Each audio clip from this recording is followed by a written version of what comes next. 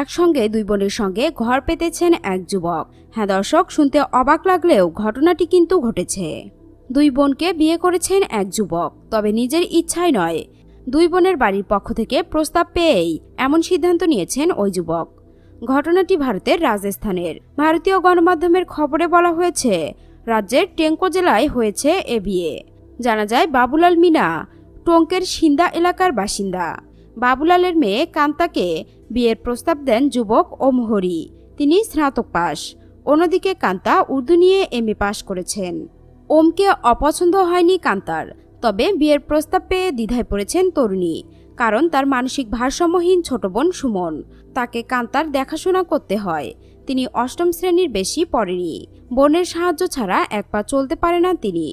কান্তা তার বোনের কথা চিন্তা করেই ওমকে অভিনব ওই প্রস্তাব দেন।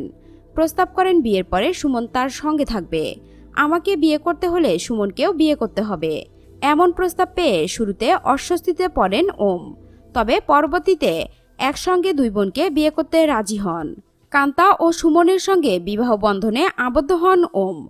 ওম জানান তিনি সুমনকে বিয়ে করতে চাননি, কিন্তু পাত্রীপক্ষ বোঝায় মানসিক অসুস্থতার কারণে তার বিয়ে হবে না। সে কারণেই একসঙ্গে তিনজনের 7 পাকে বাধা পড়া। দর্শক, এই বিয়ের ঘটনাটি আপনাদের কেমন লাগলো তা কমেন্ট করে জানান। ধন্যবাদ।